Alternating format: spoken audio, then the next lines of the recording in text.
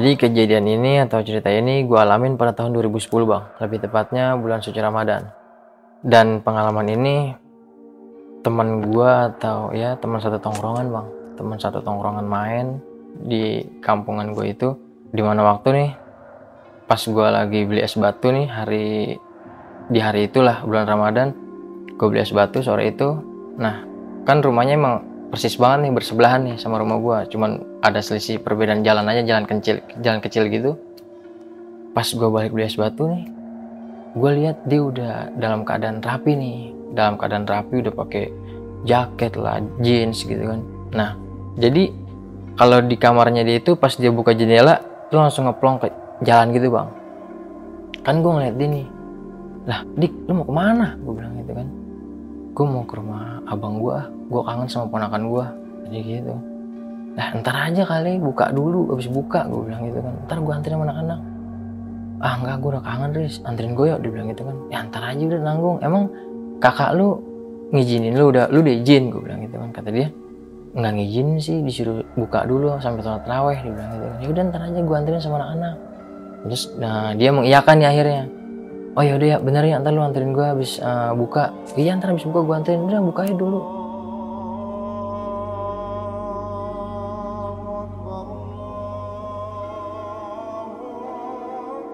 Nah habis buka ini dia bener aja nih langsung ke rumah gue, nyamperin gue. Riz, oh ya Dik, ayo katanya lu anterin gue. Dia udah rapi lah, ayo katanya lu anterin gue. Oh ya udah ya, tunggu dulu, kita samperin anak-anak. Nah di waktu itu emang kendaraan minim bang, maksudnya minim kendaraan motor lah, kita masih jalan kaki. Akhirnya gue nyamperin ke rumah teman-teman gue nih. Nah kumpul lah nih kita sama teman-teman. Akhirnya kita jalan nih menuju ke tempat pemberhentian mobil itu yang ke arah rumah abang ya. Di jalan ya gue biasa ketawa-tawa, ngobrol, ceng-cengan, ketawa-tawa lah. Nah sampailah nih kita di tempat pemberhentian bis itu. Bis bukan antar kota ya, bis angkutan umum biasa lah. Jurusan bisnya Depok Bogor. Nah nggak lama kemudian datanglah nih bus itu, jurusan Depok Bogor, warnanya kuning, angkutannya warna kuning. Nah seperti biasa juga gue sama anak-anak kalau nganterin dia pasti gue bilang ke kernetnya, bang nanti tolong turunin teman saya bang di lokasi nih, komplek KL tempat dia turun ini, nama lokasinya. Oh iya. Nah gue sama anak-anak ya biasa lah, udah nggak, maksudnya nggak ada pikiran yang gimana gitu, yang nggak macem-macem. Nah cuman ada keanehan nih, maksudnya pokoknya ada perbedaan dari karakter teman gue dari biasanya lah. Pas dia di dalam mobil, dia naik itu dia nggak duduk nih, nggak langsung duduk, tapi dia langsung melambaikan bang tangan pokoknya ke kaca belakang. Ya gue sama anak-anak sempat lihat nih, nah apa ya, kayak bocah kita masih berpikir kayak gitu kan, kayak bocah aja ya pakai ngelambain tangan. Pokoknya sampai itu mobil nggak kelihatan dia nggak duduk sama sekali, dia dada aja gini ke anak-anak sambil senyum. Ya karena gue berpikiran udahlah, akhirnya gue lanjutin nih, pulang lah gue sama anak-anak nih. Gue pulang, singkat cerita sholat tarawih, selesai sholat tarawih gue kumpul lah di rumahnya temen gue, si Reges ini namanya. Gue kumpul setengah 10-an, tiba-tiba ada bapak-bapak nih mengenakan jaket polisi. Bapak-bapak itu nyamperin gue ke anak-anak, dia nanyain alamat. Pas gue lihat nih, bapak-bapak itu ngeluarin KTP temen gue nih, si Diki. Dek, mohon maaf numpang tanya, tahu alamat ini nggak? Pas gue lihat, lah rumahnya Diki. Gue sama anak pada bingung ya, rumahnya Diki ngapa ya? Oh itu pak, gue cuma langsung tunjukin kan, itu pak yang tembok biru. Oh ya udah ya, makasih ya Dek, bener ya Dek rumahnya ini ya? Oh iya bener pak, itu yang tembok biru. Nah gue sama anak-anak timbul dong nih pertanyaan besar, kenapa nih, apa emang dia punya kasus apa atau apa ya kan? Jalan nih, nah gue langsung tertuju sama pak polisi nih yang ke rumah temen gue ini. Gue liatin, nah pas sampai di depan rumah, keluar nih ibunya, bapaknya sama kakaknya nih, sama abangnya juga nih. Keluar, cuma nggak lama kemudian histeris bang, Teriak-teriak. pada teriak-teriak nangis. Nah gue sama anak-anak kan, lah kenapa nih ya gitu kan. Ya udah akhirnya gue buru-buru sama anak-anak nyamperin nih rumahnya Diki. Nah di situ juga polisi ini nggak langsung menceritakan kronologi, pokoknya cuma bilang kalau temen gue ini udah ada di rumah sakit daerah Bogor, daerah Bogor lebih tepatnya. Ya udah akhirnya abangnya minta nih sama gue pada teman-temannya, temenin gue ya Riz sama anak-anak. ke rumah sakit ini gitu ya. Udah akhirnya gue nyempetin waktu gue buat nemenin abangnya sampai di rumah sakit. Singkat cerita jam setengah 12 gue sampai di rumah sakit itu, dan gue memang lihat keadaan temen gue itu udah berdarah-darah bang. Dari kuping udah mengeluarkan darah dan hidung, mata enggak ya, kuping sama hidung aja nih mengeluarkan darah. Ya gue di situ sama anak-anak pecah lah, tangisan pada pecah. Maksudnya nggak nyangka bang, tadinya kita jam setengah 7-an itulah kita masih ketawa-tawa, bergurau lah, bercanda-canda, kok sampai kayak gini. Ya udah akhirnya abangnya di situ bilang, Riz, kalau bisa sebagian pulang, ntar kita tinggal rolling aja, nanti besok malam siapa tahu siapa. Oh iya bang, siap bang, gue pulang dulu ya bang. Ya udah, gue di sini sama si Edi dulu sama si Apres, dia bilang gitu kan. Ya udah bang, gue pulang. Cuman pas ketika gue pulang itu sehari kemudian gue nanya nih ke abang yang ada di rumah, gimana bang kabarnya almarhum, kabarnya Sidiki? Masih komaris, belum sadarin diri, belum ada pergerakan apa-apa bang, belum. Ya udah, 2 hari kemudian gue tanya lagi ke abang yang satunya nih, bang Abau, bang gimana bang kabarnya Sidiki bang? Udah ada perkembangan bang? Belum mas, masih koma, doain aja ya. Oh iya bang, gue doain bang. Nah singkat cerita di malam ketiga keluarga gue dan gue lagi sahur nih bang, 2:30 lah. Nah abangnya itu datang. Oh ya kebetulan dulu kan masih handphone juga belum semua punya nih bang, jadi cuman telepon rumah. Kebetulan rumah nenek gue deket sama rumah abangnya ini, abangnya temen gue Sidiki ini. Riz, assalamualaikum. Waalaikumsalam. Riz, ada nomor nenek nggak? Oh ada bang, gue bilang gitu kan. Gue lagi sahur tuh sama keluarga. Gue nanya, ada buat apaan ya bang? Sidiki udah nggak ada Riz. Wah, gue langsung innalillahi wa inna ilaihi raji'un. Bener bang, meninggal jam berapa bang? Belum lama, tadi jam 2-an lah meninggal. Yaudah, gue minta nomor teleponnya, terus gue pengen teleponin abang gue yang di Tanjung Barat. Dia bilang, oh iya bang, siapa bang? Gue kasih nomornya. Singkat cerita, ketemu pagi jam 9 sampailah jenazah teman gue almarhum Diki ini. Di situ keadaan ya tetangga juga rame lah, maksudnya hiruk pikuk lah, histeris pada nangis, nggak nyangka masih muda, yang kemarin masih ada gitu kan, masih kelihatan nongkrong. Ya udah gue sempat angkat tuh kerandanya kan, gue sempat angkat, dibawa masuk ke rumahnya almarhum.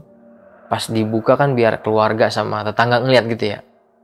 Nah gue masih penasaran nih, karena gue ngeliat dengan mata kepala gue masih mengucurkan darah segar bang, keluar dari kuping dan hidung. Terus gue bilang sama teman gue masih penasaran nih, nggak yakin nih kalau dia cuma jatuh doang.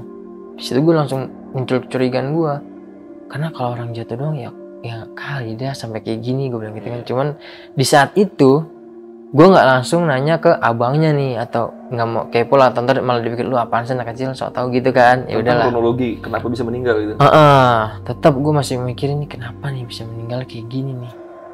Ya udah, singkat cerita disolatkan sampai di pemakaman, dikebumikan lah itu. Nah di situ gue juga sama teman-teman gue nih semua pada bertanya-tanya, pengen tahu gitu. Tapi gue sama anak-anak nggak berani nih buat nanya ke abangnya. Pokoknya pada saat itu gue punya perasaan kayak gitu deh bang.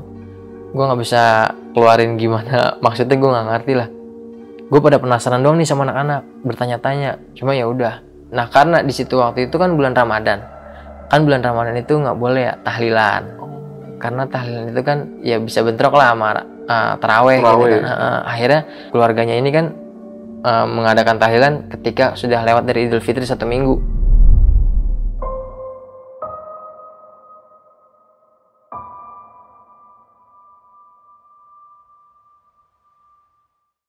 Nah selama Ramadan kita sama teman-teman nih nggak ngerasain hal apapun. Cuman setelah Idul Fitri dan setiap abis melaksanakan tahlilannya itu, pas nongkrong nih, posisinya nongkrong emang di rumah gue keseringan, di rumah Reges bergantian aja. Nah ini pas di rumah gue nih 3 hari abis tahlilannya dia nih bang, gue nongkrong main karambol lah, kita seru-seruan sama temen di rumah gue main karambol. Nggak lama kemudian ini hawa nih gue ngerasa juga sama teman-teman udah beda nih bang. Terus nggak lama kemudian juga wanginya dia bang muncul, wangi khasnya dia, parfumnya dia nih, parfum yang biasa dia pakai, parfum yang biasa dikenakan itu. Tiba-tiba gue pada nyium nih anak-anak. temen gue si Aples ini nyolek gue, Riz, iya gue udah paham nih. Oh iya cabut yuk, udah santai aja, udah kita main aja. Gue bilang udah santai aja, main aja. Nggak lama kemudian gue nggak hirauin tuh, cuman parfumnya emang semakin lama semakin semerbak, semakin tajam. Ya udah gue biasa aja main. Ya nggak lama bang, yang bikin gue pada panik nih, suara ketawanya bang, suara ketawanya keluar, suara khas ketawanya dia nih. Gue bilang wah ini mah udah nggak wajar nih. Langsung temen gue udah masuk dah, gue bilang masuk gitu kan, kata temen gue udah masuk. Nah di situ gue sempat berkomunikasi lah, meskipun gue nggak peka atau nggak paham lah ya, tapi gue berkomunikasi. Maksud gue, Dik, lu nggak kayak gini juga caranya, gue bilang gitu. Kalau lu kayak gini, teman-teman lu yang ada pada takut. Kalau emang lu kangen, lu cukup ngeliatin dari jarak jauh aja, nggak usah kayak gini. Itu tadi ketawanya kondisinya yang lain lagi pada ketawa apa lagi pada hening. Berarti benar-benar suara dia ketawa aja yang kedengeran sih. Tiba-tiba kita lagi pada hening main karambol tuh, langsung dia munculin ketawanya aja tiba-tiba. Ya gimana nggak panik bang? Tiba-tiba kita lagi bengong, kita lagi sunyi lah, lagi diem, tiba-tiba langsung ketawa kayak gitu kan. Setelah gue interaksi, gue ngomong kayak gitu, komunikasi lah sama dia. Kalau emang lu kangen sama teman-teman lu ya lu cukup ngeliatin dari jarak jauh. Ya udah, habis itu gue masuk nih. Gue juga nggak berani lah, karena merindingnya emang berasa banget kalau gue ngeyakinin tuh dia emang hadir gitu bang. Akhirnya gue masuk. Singkat cerita, temen gue nih yang ngalamin, si Reges namanya. Jadi ini tiap malam bang, gue alamin tiap malam berikutnya. Tapi nggak cuman gue, ada beberapa temen yang ngalamin. Nah ini si Reges nih yang ngalamin. Jadi Reges ini dari rumahnya si Agus, teman gue juga kan. Nah dia diketemuin sama sosok almarhum Diki ini ketika dia pulang dari rumah Agus, turunan musola Haji Usman. Namanya musola Haji Usman, dikenal ya kan. Pas dia turunan itu ada pohon melinjo. Nah pas dia lagi lewat, dia lihat nih si Diki, nah udah meninggal. Dia sadar nih. Nah dia menceritakan itu sama bang yang dikenakan sebelum dia meninggal itu. Pas dia mau jalan ke rumah abangnya itu lah sama gua, pakai jeansnya gitu ya? Iya, jaket. Nah udah meninggal nih. Dia nunduk aja posisinya bang, di bawah pohon melinjo itu. Dia duduk aja, nggak ngeliatin teman gua, nggak, pokoknya nunduk gini aja. Pas teman gua lihat persis di sampingnya pohon melinjo, lu, teman gua langsung kabur karena dia sadar ini hantu nih gitu kan. Nah pas gue beli rokok di rumahnya Ucok, ketemu gue, dia langsung ngadu sama gue, Chris, gila gue semalam ketemu sama Diki. Gimana lu? Tuh di turunan Haji Usman, dia bilang gitu kan. Dia ngapain?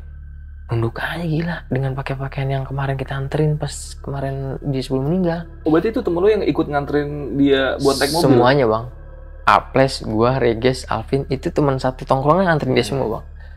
Ya mungkin itu emang momen terakhir lah, intinya nggak biasanya serame itu gue nganterin, tumben juga sih, tapi gue nggak kepikiran kok serame itu. Nah terus dilanjut lagi nih, teman gue ini ngadu si Reges, dia itu mengenakan pakaian yang waktu itu kita anterin Riz. Terus dia komunikasi sama lo, dia ngasih pesan nggak sama lo? Kagak, dia biasa aja Riz, dia cuma nunduk ke bawah aja pandangannya. Ya gue sadar lah itu bukan dia, gue langsung cabut aja. Nah terus di situ temen gue mempertanyakan lagi sama gue tentang kehadiran dia ini. Kok dia bisa ya gentayangan? Terus gue meluruskan nih, gue bilang itu sebenarnya Korin, guys. Gue bilang sebenarnya mah kalau arwahnya dia udah ke Allah lah, itu Korin yang nyerupain dia, karakter dia. Yang namanya dia biasa nongkrong sama kita, makan apa, ya lu jangan takut lah, karena dia suatu saat nih dia bakal nampakin kelanjutannya nih.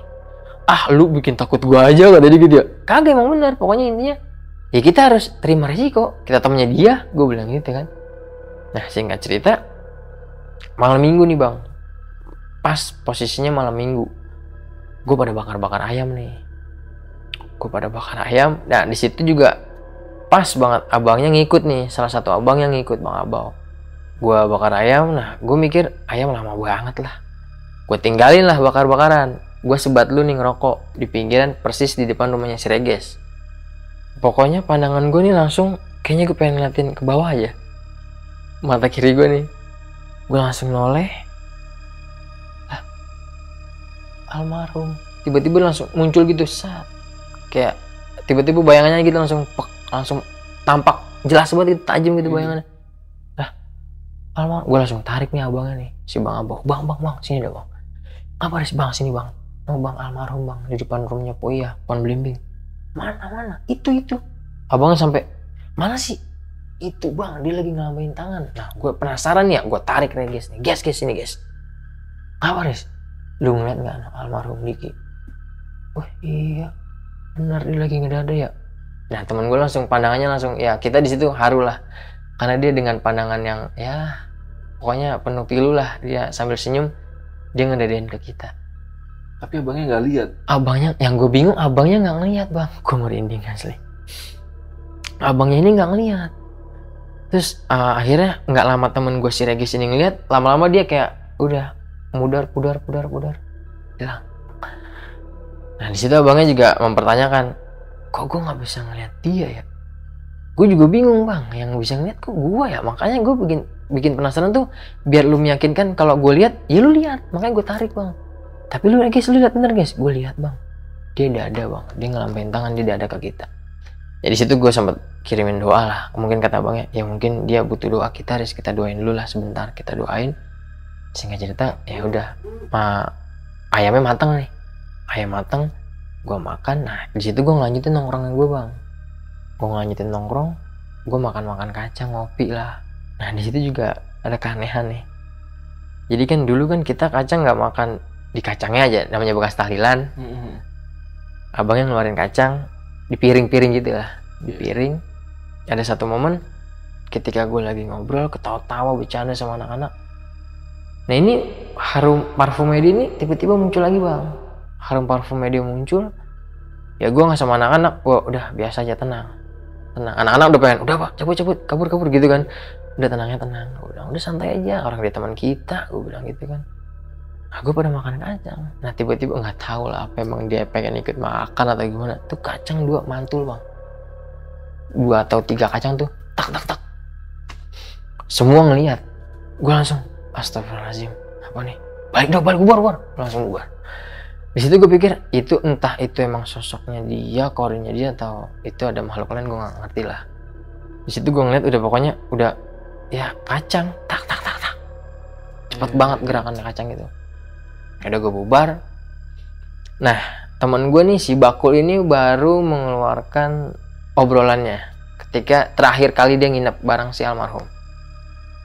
Jadi waktu itu si Bakul ini takut pulang karena rumahnya emang lewatin kebun kali gitu kan, Ciliwung. Nginep nih si Bakul. Si Bakul cerita ke gue setelah dia meninggal baru menyadari kalau itu omongan terakhir. Kata si Bakul ini, Riz, gue baru sadar nih pas kita lagi nongkrong, dia nggak bahas di situ. Mungkin ini firasat terakhirnya dia nih. Dia ngasih tanda-tanda waktu dia mau nggak ada. Emang apa Kul? Lu inget nggak waktu gue takut pulang? Kata Bakul gitu. Terus dia nggak tidur tuh Riz. Dia buka jendela kamarnya. Dia ngajakin gue ngobrol di jendelanya itu. Kul, sini dah Kul. Apaan sih, nggak, gue udah ngantuk gitu kan. Sini dah, coba lu lihat ke atas. Emang ada apaan sih?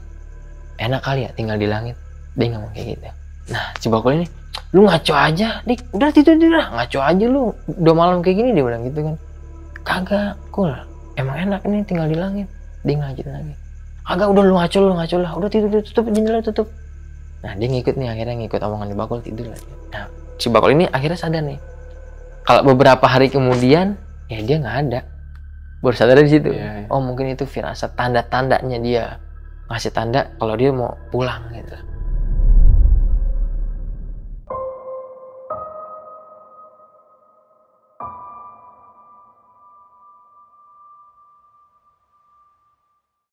Nah singkat cerita, gue pun aktif nih bang di remaja musola. Yeah. Akhirnya gue diizinin lah sama Pak Haji Usman itu buat, ya udah lu boleh nongkrong di sini temen, di luar, di pelataran, nggak boleh di dalam lah. Nah gue nongkrong nih di luarnya musola. Gue nongkrong, gue mainin dulu masih zaman lah bang, monopoli, yang beli rumah, beli hotel, buat seru-seruan lah nemenin begadang.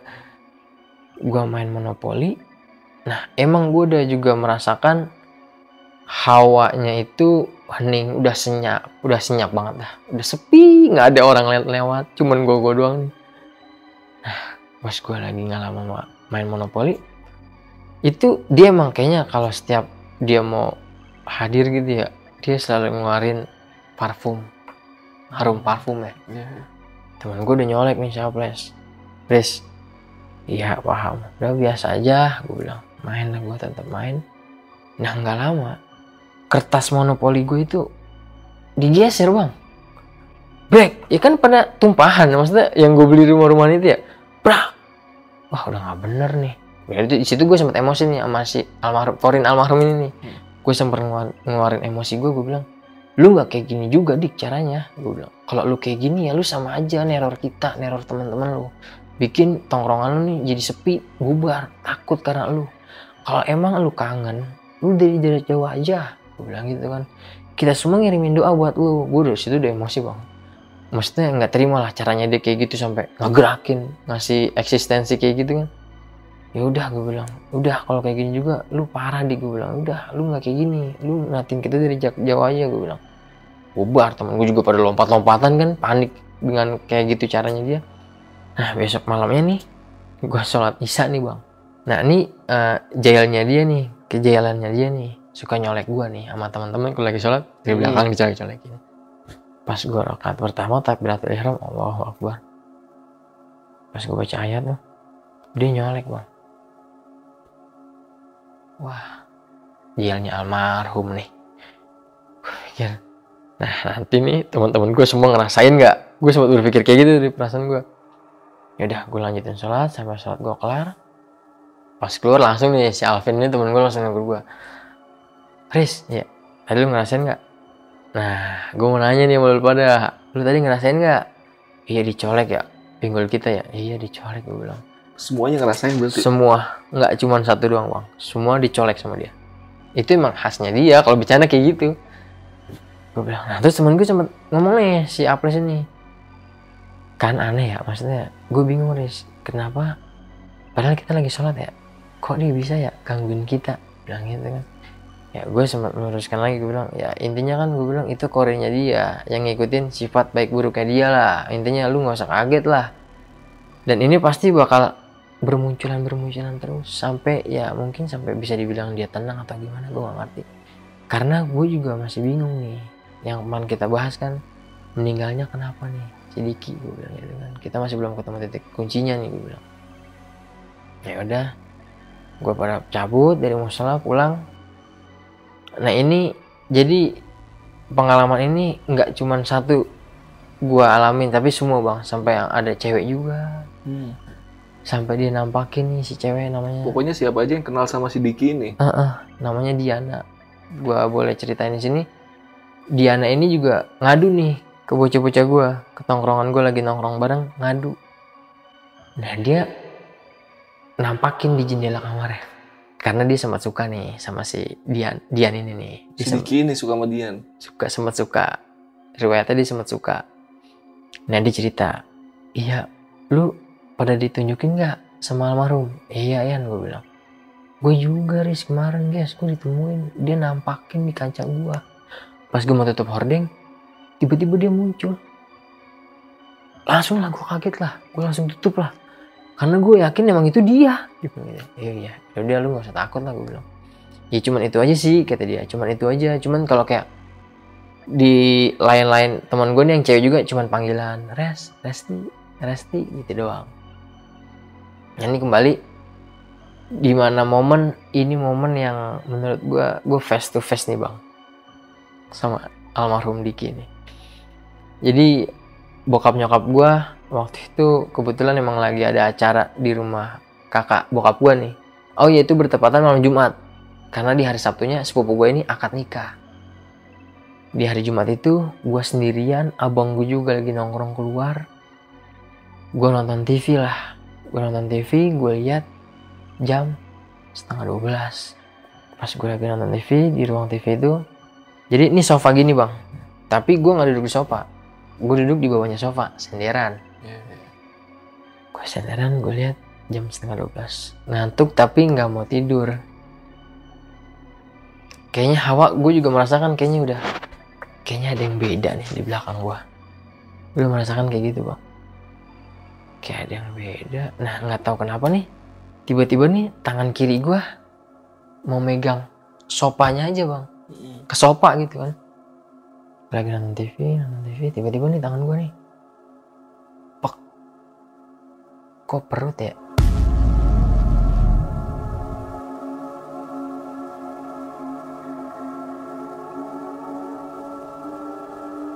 Gue ngeraba nih, gue penasaran. Kok lama-lama ke leher, gue megang leher gini kan. Kok dingin banget ya? Gue noleh lah, penasaran. Astagfirullahaladzim. Almarhum bang yang gue pegang. Dia lagi bengong, tiduran gini nih. Madep ke gue. Dengan wajah yang pilu. Pokoknya wajahnya pilu, sedih banget. Ratapannya dia natap gue nih. Astagfirullahaladzim, lu kenapa dik? Dia nggak ngucap sama sekali. Pokoknya mandang gue pilu banget. Kayak pengen ditolong lah atau apalah, gue nggak ngerti. Lu kenapa dik? Dik, kita semua, gue teman-teman lu, bokap lu, nyokap lu, abang lu, udah ikhlas, udah ridho. Cuman lu nggak harus kayak gini juga. Lu selalu datang di tongkrongan, nampakin. Udahlah, alam lu sama alam kita beda. Gue bilang gitu kan. Kita udah ikhlas semua. Ya udah ya, lu gue kirimin doa ya. Semoga kesalahan lu, amal ibadah lu diterimalah. Kesalahan lu diampuni sama Allah dan lu ditempatkan di sisi Allah. Gue bilang gitu kan. Gue sempat lambat tuh bang. Dan dia masih ada. Gue sempat ikhlas. Gue memberanikan diri. Sebenarnya gue takut bang. Cuman karena ada teman ya. Gue memberanikan diri. Gue terus komunikasi. Gue bilang ya udah. Gue kirimin doa ya buat lu ya. Gue Al-Fatihah. Gue kirimin doa. Pokoknya dia pilu lama-lama hilang. Nah emang iya riwayatnya itu bang, dia emang kalau main ke rumah gua, dia emang nggak duduk, nggak tiduran di bawah, dia duduk di sofa itu. Dia tiduran di sofa itu, gulang-guling, pokoknya dia nggak pernah, di bawah aja dia nggak pernah. Pokoknya dia begitu nyampe, dia langsung duduk. Mau ngobrol apapun dia langsung duduk. Semasa hidup emang dia suka duduk atau sofa tiduran gua di sofa itu. Jadi saksi bisunya dia, jadi saksi bisu dia banget dah. Nah itu singkat cerita. Itu kan malam Jumat bang, tepat malam Jumat. Nah besok kan gue pada sholat Jumat nih, ngumpul nih gue biasa kalau sholat Jumat gue ngumpul nih di rumah teman gue si Aples, ngumpul. Nah gue bilang sama anak-anak, semalam gue ditemuin langsung sama almarhum. Wah pada kaget nih, dia ngasih pesan dari sama lo. Enggak, dia nggak ngasih pesan, dia cuman ya pilih lah, sedih lah. Yuk kita ziarah yuk, habis sholat Jumat yuk, jangan langsung pulang. Karena kebetulan emang masjid itu nggak jauh dari makamnya dia almarhum. Langsung cabut aja kita ke almarhum, kita ziarah. Gue bilang ya udah. Gue ziarah. Setelah gue pulang ziarah ini, abangnya nemuin gue nih. Karena kan gue nongkrong lah, namanya anak-anak nggak langsung pulang, gue nongkrong. Abangnya nyamperin gue nih sama anak-anak. Res, iya bang Iwan, temenin gue ya. Kemana ya bang? Gue masih penasaran nih sama tempat jatuhnya adik gue. Dia ngomong gitu abang. Oh ya boleh bang. Hari apa bang? Besok ya siang. Kesana ya habis juara jam 1 jam 2 kayak gini dia bilang. Oh iya bang, siapa aja bang? Ya kalau mau semuanya ikut boleh yuk. Ya, udah. Singkat cerita di hari Sabtunya ini, gue sampailah di tempat kronologi teman gue turun ini.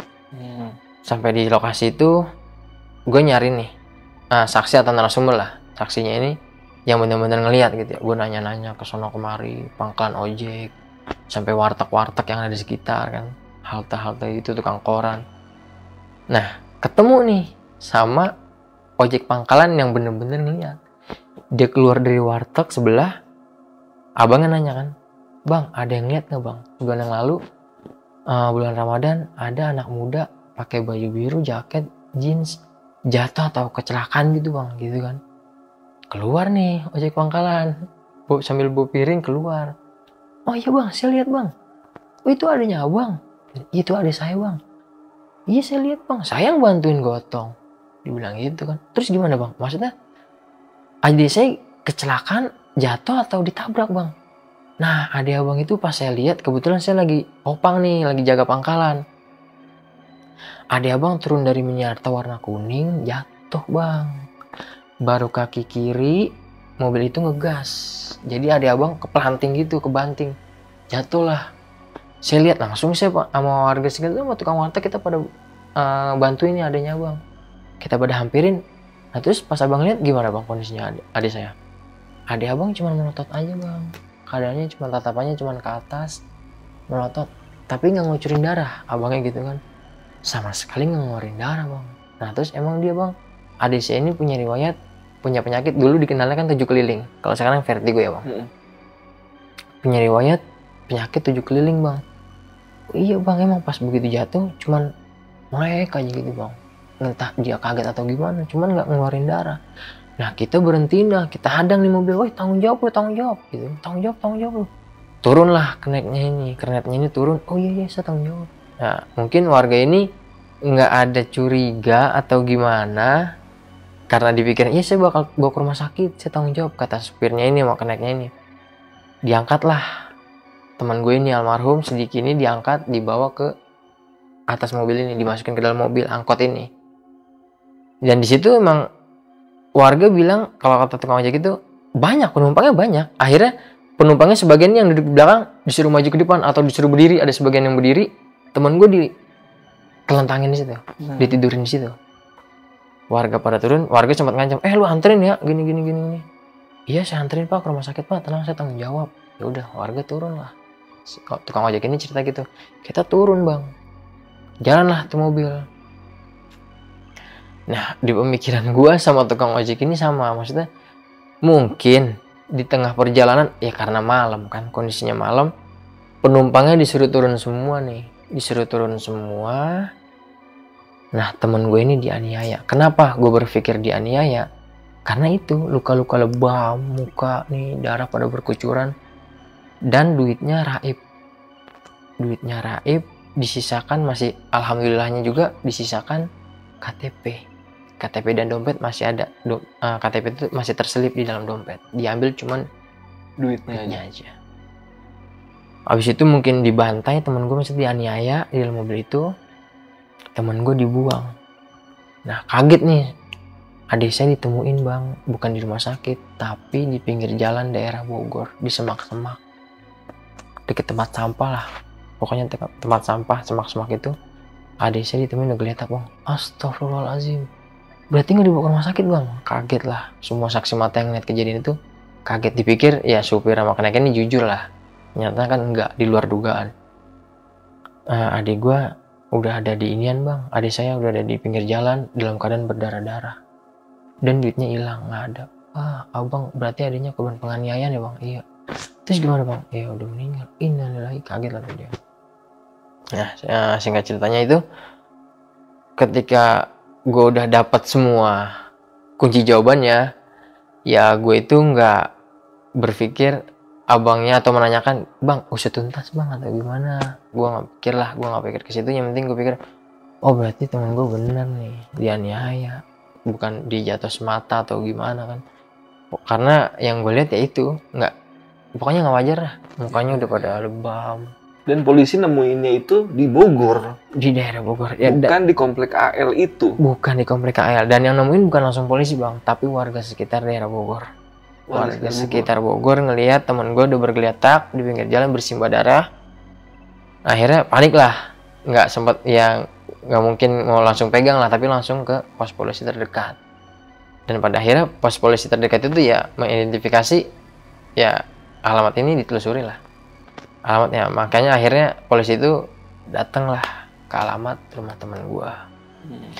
Cuman dari situ kita pulang, gue pikir ya udah ketahuan nih jawabannya, masih kita diteror lah sama almarhum teman gue ini. Di malam itu, malam selanjutnya gue masih nongkrong sama teman-teman gue. Pas gue lagi nongkrong, lagi ketawa-tawa ngobrol, tiba-tiba nih kan emang rumahnya ini kan dia di depan rumah gue persis, cuman batasnya tuh jalan kecil lah. Gue lagi nongkrong, dia ini lewat bang, napak lewat, nggak cepet nggak apa, santai aja, cuman tatapannya flat, datar. Dia lewat nih, dilewatin. Gue semuanya ngeliat. Terus kata temen gue si Apres, lo liat Riz, Diki lewat. Iya itu. Gue bilang itu dia biasa aja. Dia sampai kapan nih gue nggak ngerti lah. Dia mau terus nampakin ngikut kita nongkrong. Gue bilang gitu kan sama anak, lo biasa aja. Dia lewat. Nggak lama kemudian, dia lewat lagi bang. 2 kali dia lewat, dia turun, dia naik lagi. Dengan keadaannya itu, sebelum dia meninggal, jeans, jaket, baju biru, kaos birunya dia. Dia pikir udahlah. Gue pikir ya itu bukan dia, itu Corin pengen jailin aja lah, udah.